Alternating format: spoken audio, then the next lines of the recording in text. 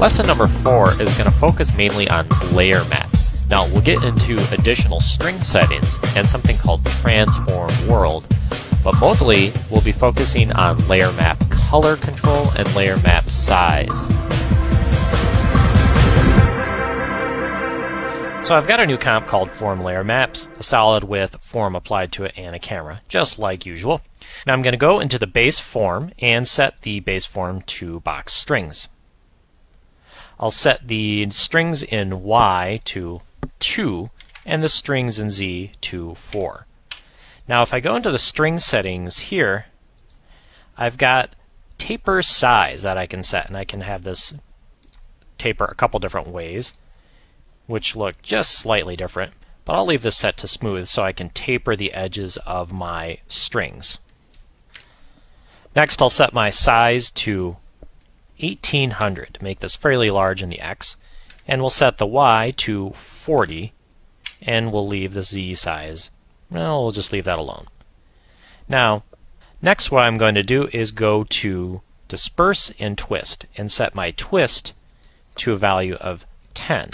Now remember, any rotation changes that I would make in the base form settings are going to be calculated before any twist or distortion that would happen in the fractal field.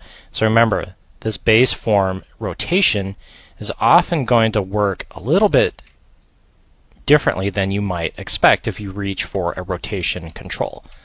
If we'd like this entire shape to rotate as is, what we can do is jump down to the transform world settings.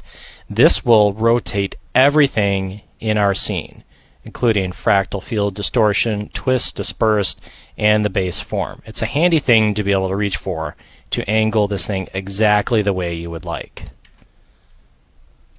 Next, I'm going to go to the string settings and adjust the size random. Now, if I turn this up to something like 10, we're going to see that each individual string is going to have its own size. It's not a per particle kind of thing. This is each individual string having its own thickness.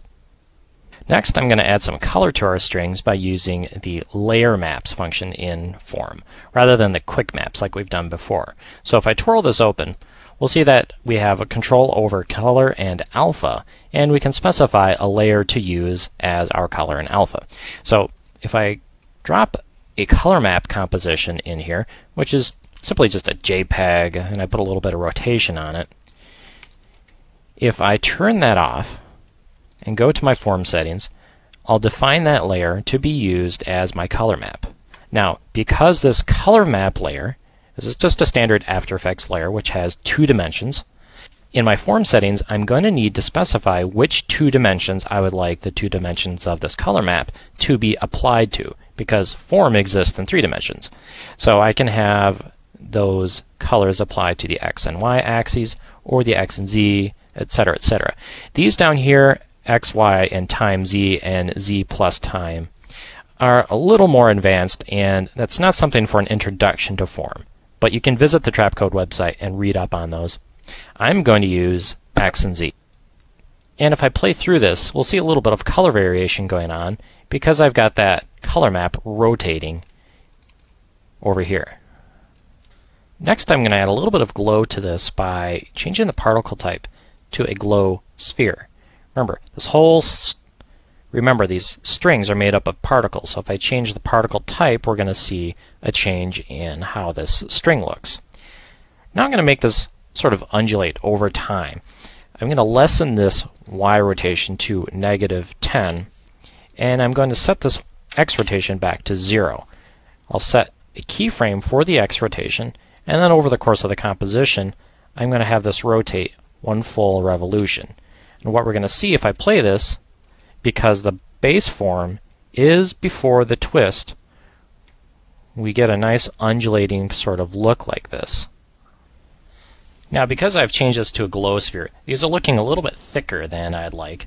So I'm going to reduce this size random to reduce the maximum size of the strings. So I'm going to bring this down to 5, so they're not as thick. Now I'm going to control their size with a layer map. I've got a size map already made up, which is just a layer that does this with a little bit of mask work. What we're going to do is map this luminance to the size of the particles that make up the strings. So again, I just need this to be in the comp. I don't need it to be on. And I'll click on the form to bring up my effect controls. And we'll go into the layer maps here. Now, I'm going to open up this size setting here, go into the layer, and select the size map. And what I want to do, again, is specify which two axes I would like this two-dimensional layer to be applied to in 3 dimensions. I'm going to select X and Y. And what we're going to see is that this is going to transition on, kind of like that. And then this rotation will continue to rotate over time.